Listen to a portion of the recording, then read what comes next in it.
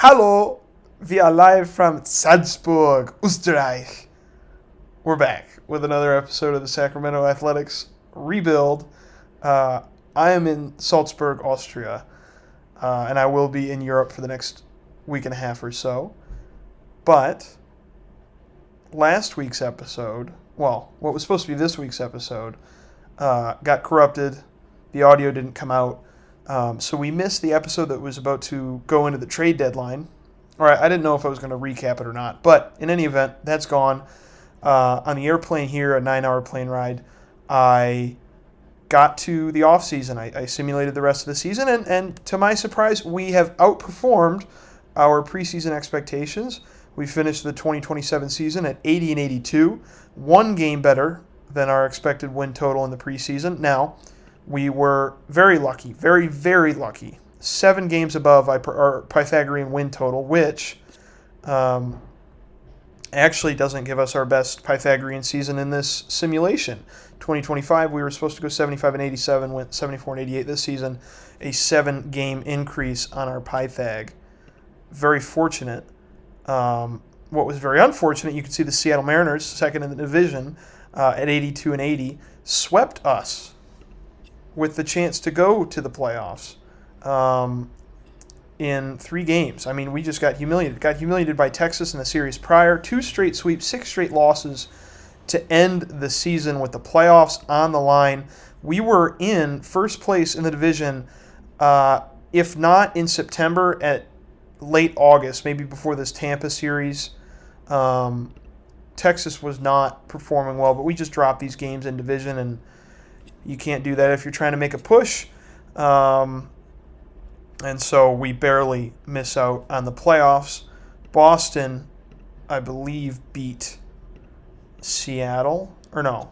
Yes, they did. Boston beat Seattle 2-1 in the wild card series. The Cubs win the World Series, not the 106-win MLB leading Cincinnati Reds. Noelvi Marte, a fantastic season. Ellie De La Cruz, another MVP type season, has not won the MVP yet, but I think he will this season. Jared Jones comes over from Pittsburgh.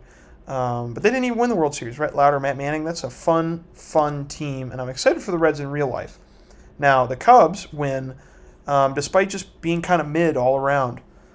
Pete Crow Armstrong, 18 bombs for the young center field stud. These defensive ratings not as high as I would have thought they'd be.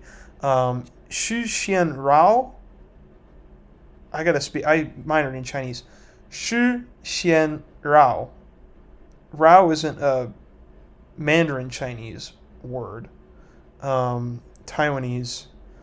I don't know. I think the Chinese names in this game are a little bit lacking of what they are in real life. Maybe in Taiwanese they are correct. I'm not sure, but I did minor in Chinese in college. Anyways, 3.03 ERA, 18 wins for Rao. Patrick Sandoval, Cade Horton, Drew Rasmussen, Luke Little, a 43 save season, 195 FIP, was actually very unlucky. Probably could have had more saves. Cubs win 93 games. Moises Ballesteros, who I don't know who he is a real prospect for the Cubs, was their leader in about half the season, starting at catcher with 23 home runs in only 64 starts, 305 plate appearances. Craig Counsell going heavy on the platoon usage for the Cubbies in their second World Series since 1908. The Orioles finish up second in the league. Now for us, Tyler Soderstrom, 42 homers and a bounce-back season for our young power hitter at 25. I have offered him a contract if I can. I don't know. This won't show me exactly what the deal is, right? No. Well, it is 5 years, $40 million. It's about 2, 6, 8, and then 3 years of $11 million a year that will buy us 3 extra free agent seasons for Soderstrom. And I figure he had this season last year. The BABIP was low. I think he's rounding into form of being a good player, and I don't want to get rid of him. And that price is pretty cheap. We're actually saving some money in the ARB years and then obviously buying the free agent season. So we're betting in 4 or 5 years that he will be a free agent that we would want in this simulation because I'm not going to spend $11 million on anybody. But he's a homegrown player, and I think it's useful to keep those guys around if you can do it for less than $15 million, less than market rate. Which 42 home runs he hit this year, 115 RBI. Obviously, he's a first baseman, so he's got to do a few other things to be as valuable as a good hitting position player. But still, let's just go into the lineup and see what we have. Lawrence Butler, 2.5 WAR, an average hitter in OPS and WRC plus, 22 homers, a plus center fielder. What else have we come to expect from him this year? Now we have a lot of these guys entering arbitration, and I'm a little bit worried because they're not really needle movers. His BABIP was high this season, and I think I'm going to think about moving him because his career BABIP is much lower than the 320, not much lower, but substantially lower than the 328 mark he had this season, and this was his career best year, so he will be on the trade block. Cal Raleigh, I brought over in a trade for the stretch run. Very disappointing bit for him. I traded away Manuel Beltre, who I had acquired from Toronto for Josh Smith a week before the trade deadline. I turn around, ship him to Seattle. He didn't do much there. Micah Dallas, who actually just retired, was also involved in this trade. I've been seeing a lot of 27-year-old players in the high minors retiring, and I don't think that's entirely realistic. Paul DeYoung comes over as well and plays 10 games for the Mariners, which I forget. Who did he play for last year? No, he didn't play for them. San Francisco, Seattle, or St. Louis, and Toronto, and then he's played for almost half the league since he left St. Louis. But Raleigh, he was mashing in Seattle.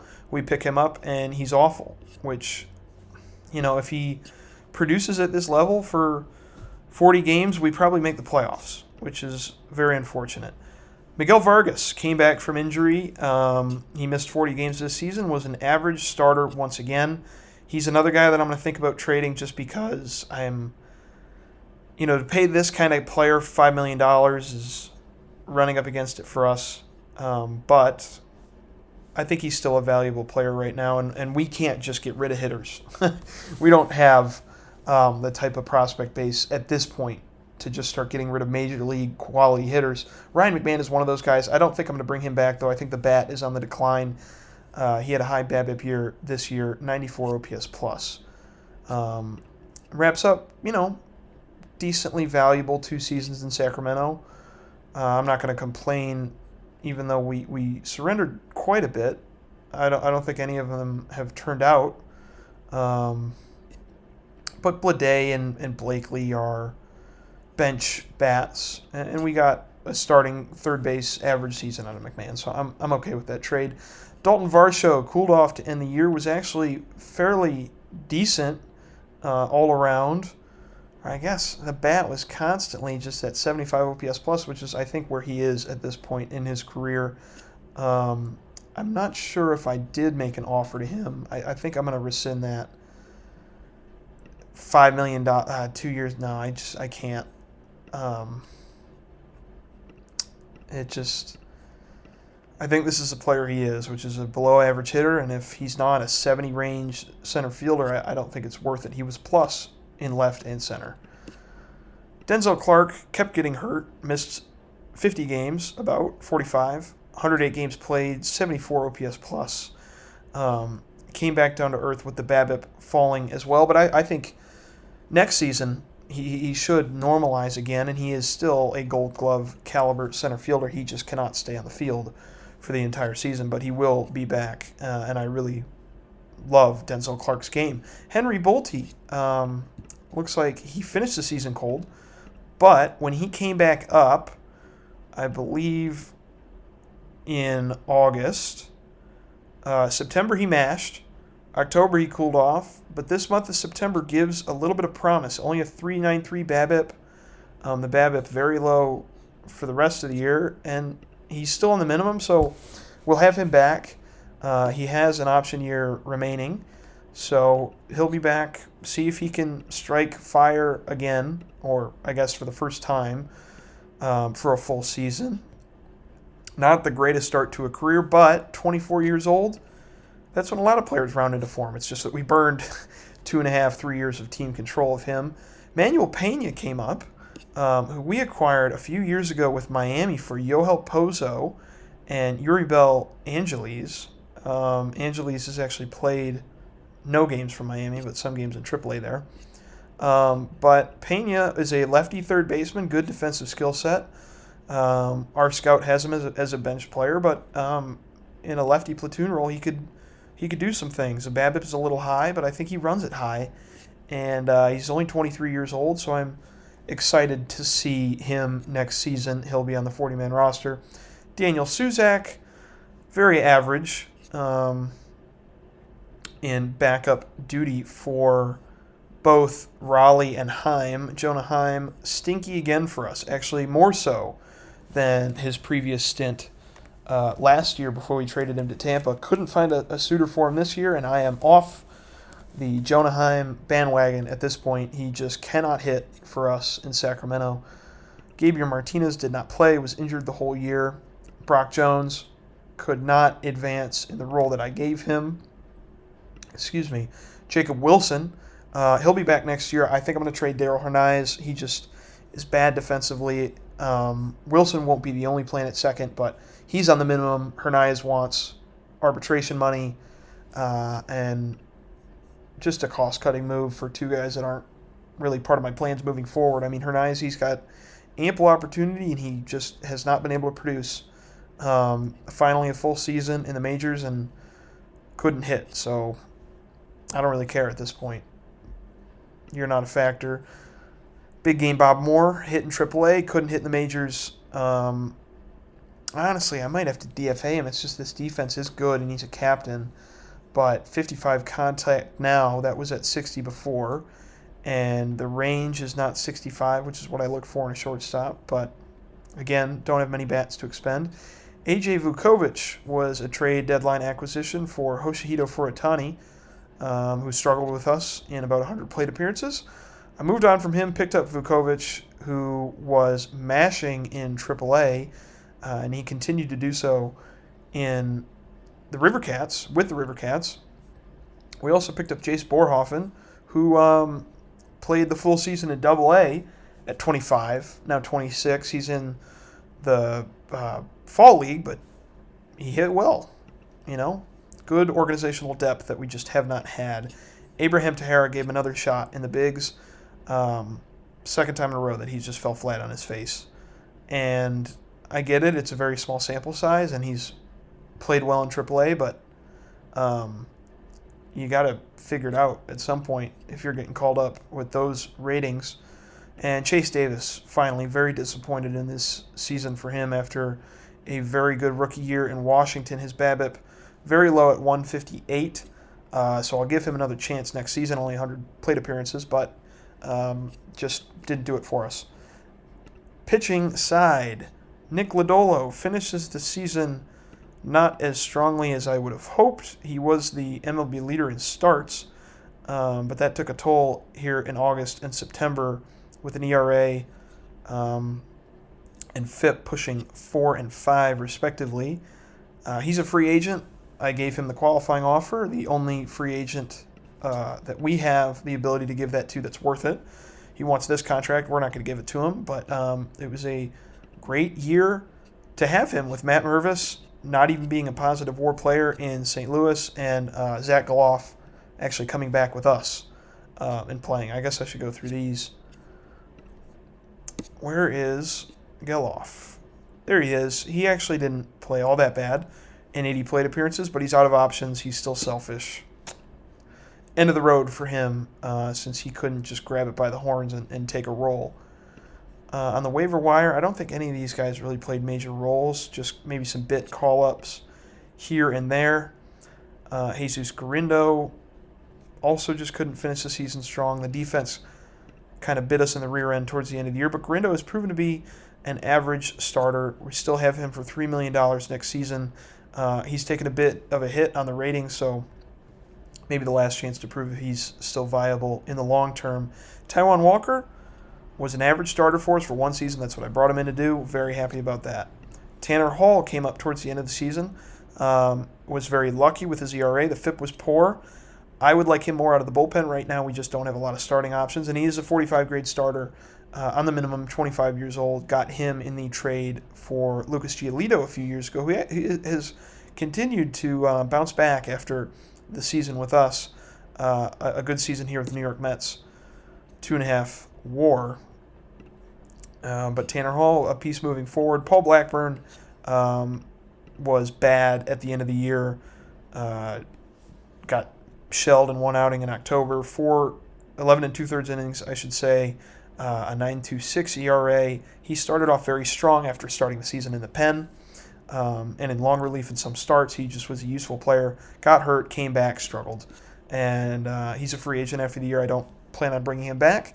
He has never played for a team other than the Sacramento Athletics and the Oakland Athletics, but end of the road for him as well. Mason Miller came back towards the end of August, pitched 16 innings, was bad, but unlucky. A 3.94 FIP compared to a 5.62 ERA. Now, the big deal about Miller, he's the highest paid player on the team, and now his stamina since his injury has dipped below the level of a starting caliber pitcher, now at 30. So he's our closer. He's still, well, actually, he doesn't push 100 anymore like he does in real life.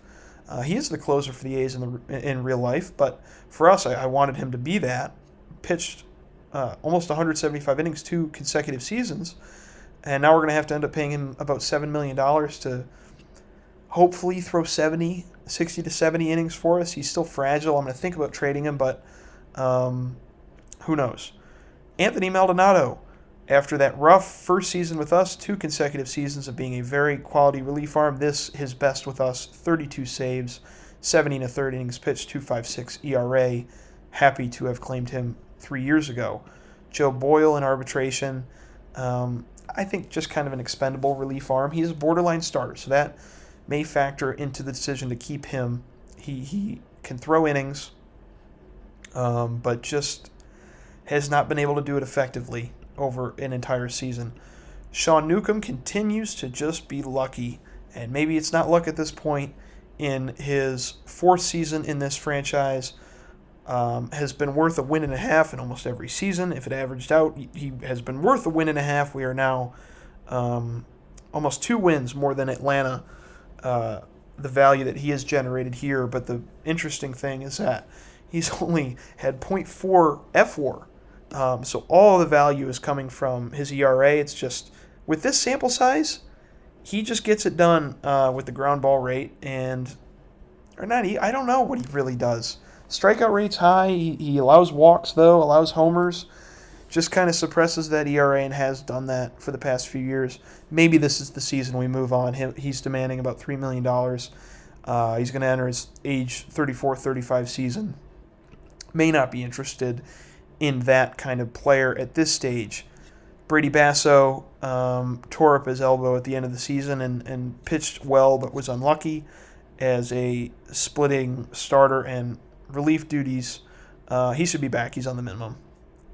Jorge Marcheco couldn't grab onto a roll, but I still really like these ratings, and I'm surprised he's only a 45. And with a possible hole in the rotation, we'll keep him around. Jairo Iriarte, he came back from his injury shortly before Mason Miller, 40 2/3 innings, 2.66 ERA.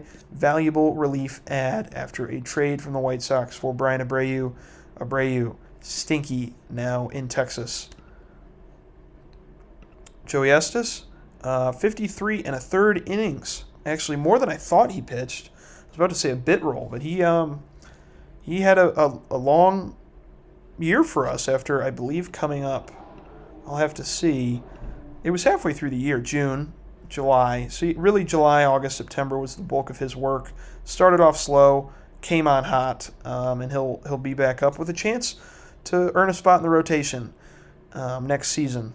Nick Frasso, another one of those guys, but he struggled, so I might get rid of him. I don't know yet. Garrett Clevenger, a very disappointing season after the highs he reached last year. He's a free agent this year. Wants starter money. I'm not going to pay him that, so Clevenger probably on the way out after being an all-star for us in 2026. Should have won reliever of the year, but was kind of a follower. Cody Funderburk still has yet to do it for us, and we'll keep him around because he's a lefty and he's got, I believe, an option left. No. We'll keep him. Clevenger's gone. Newcomb might be as well. We need the lefties. So that's the big league club. Take a look at some prospects, maybe. Is there anybody in Double-A that's worth it? Connor Griffin was our first-round pick. Number 89 prospect in baseball. We had the opportunity to draft him a few years ago. I actually did the whole draft in the last episode that got corrupted and talked through my thought process, but that's been lost to the sands of time. So now Griffin here with his 65 outfield range, good personality class, a steady bat that's been progressing, and he made it through A-ball after mashing. Got 92 plate appearances in Double-A. Has been great in college and in the Cape Cod League. That was 2 years ago, though, but very excited about Griffin, and he should be up fairly soon. Rob Sears was the 12th round pick this year, a reliever, and fairly far along one at that. Look at anybody over about a 50 potential. Ismail Ayala was our 3rd round pick. He mashed in A-ball as well, rookie ball and A-ball. Came up to high A and got 1 hit, 307 OPS plus. Grady Emerson struggled in high A after moving up from A-ball after some success there. These plate discipline ratings have come down a bit. That scares me. But he's still a quality third base, shortstop, second baseman. So if the glove stays, he's 19. We'll see what happens. Number 58 prospect in baseball. Chris Sinclair, our 6th round pick. Low work ethic, but I got him in the 6th round. I was very excited about this 70 contact skill set. He mashed as well in rookie and A-ball, so ready to see him here in high A. Pat Brasseur, our 2nd round pick, the number 40 prospect in baseball, also pitched well in A-ball. I'm very surprised to see these guys hit the ground running, and I'm very happy about it. These are our reinforcements. It looks like 2029, 2030 are when these guys are really going to show up in full force. Gio Ducre struggled in high A. Ben Allen, another, actually 18-year-old reliever, but fairly far along. Mauricio Albaladejo, 75 infield range. And even if he's an average bat, he is a starting shortstop in Major League Baseball. Nelson Serpa has kind of taken a step back here, just hasn't been able to do it.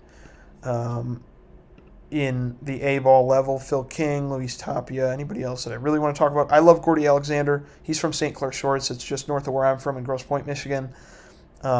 Pitched well in rookie ball, came up to low A, and I'm excited to see him at 18 with this advanced skill set. He was our 4th round pick last season. Ethan Wheeler, 2nd rounder. We'll see what happens with these guys, but that is the look at the organization at this current moment. Now, future plans. This is our trading block. Joe Boyle, Butler, Hernandez, Vukovic, Nick Frasso, Noragumi Matsumoto, who I have DFA'd because he's on an auto-renew contract, and he just hasn't pitched well for us, so I'll save $1.5 million. If we can trade him, good. If not, whatever. Newcomb, Tejera. In the immediate future, I don't see anybody that I can add to the 40-man roster, unfortunately. I'm very surprised Tyro Estrada just keeps sticking around. He likes being in AAA with us. I don't know. In Double-A, there's not really anybody right now. Maybe Connor Griffin could make a push at the bigs, but he would need a big jump in development. So with this fairly bare, I'd like to restock the prospects. I'll need a few one-year deals with this many free agents coming off the books. And a few guys here that I will not be offering contracts on arbitration. This may change, but these are the guys right now. Jose Caballero I also traded for. I didn't even talk about him, but he stunk with us, so I don't really care. I picked him up to be a better shortstop option than Moore, but he struggled. So, whatever. But that's that right now. I do have some players on the short list. I should describe our needs. I think we need 3 starting pitchers, at least. Garindo and Tanner Hall. I'd like Garindo as the 3, Hall as the 5. So I'm probably looking for a 1, 2, and a 4. Maybe that order changes somewhat. Maybe Garindo's the 2. Who knows? But we definitely need somebody to replace Lodolo. Miller isn't that right now. And I've thought about putting him in the lab, in the player development lab. Right now it's all prospects. Denzel Clark, I'm thinking about upgrading him from fragile. But if I'm paying, I don't know. I'll figure this out later. But our needs right now, a right-handed third baseman.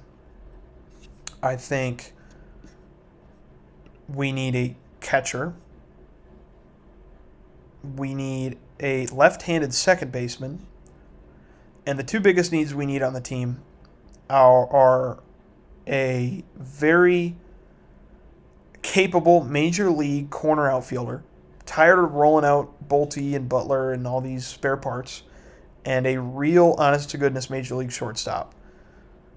Third base, we can figure it out. Second base, we can figure it out. Catcher, we can figure it out. But these two bats, a shortstop, fundamental building block of the team, corner outfielder, can really push us to a different level. 3 starting pitchers, whatever work we'll do with the bullpen, that's easy. That's not what I'm worried about right now, and we have $19 million to do all that. We do have the 29th payroll in baseball. And the other thing I want to talk about, we'll be staying in Sacramento this upcoming season. We'll see how it goes. But we packed out Arco Park, all 25,000 seats filled up for our playoff run where we really let our fans down, losing the last 6 games in a row. But I think Sacramento has shown they want us there. Our fan interest has increased, and that's what I want to see. There are rumblings of moving to a uncommon market in professional sports. We'll have to see where that will be. I would give you a hint that if we were to move, it would be to a city that has no professional teams in the big 4 leagues right now, the NFL, MLB, NBA, and NHL. None of those cities are on the table. So 2 cities that I'm thinking about if we move from Sacramento, but right now we'll stay put for 2028. I believe that's it. Did I make any offers to anybody in the open market? I'm not sure I did. The open market's not ready yet. Lance McCullers. I had to release him because he tore his flexor tendon and opted out of his contract. I needed a 40-man roster spot. He actually was very good for us. This is a guy I forgot. Was our best pitcher. He's another pitcher we'll need to replace with him and Lodolo and Taijuan Walker. That's 3 starters. If you count Blackburn, 4. So maybe 3 to 4 starters. I'm going to have to go bargain bin shopping for some of them.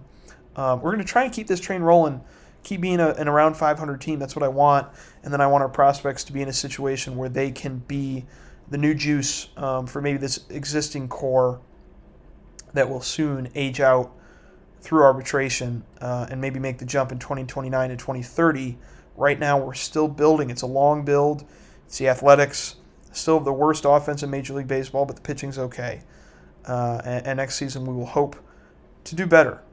So, from Austria, I'm signing off. We'll be back in a few days, maybe next week. I don't know. Whenever I can get time to record the episode. I'm sitting in an empty hotel room at night. Obviously, the time zones are different. It's 10 o'clock here, 4 o'clock in the Eastern time zone. But I'll try my best to get these videos out. I really appreciate everyone who stuck around in this series. I want to keep doing it. I've got a newfound appreciation for it after getting this close to the playoffs. I thought we would just keep churning 75 wins and I'd get bored of it, but I'm ready to go, ready to battle. Here's a quick look at the players on my short list. Turang, Arias, Nunez, Watson, Cruz. Those are our shortstop possibilities. Maybe not Watson because he's fragile. Anyways, check you later.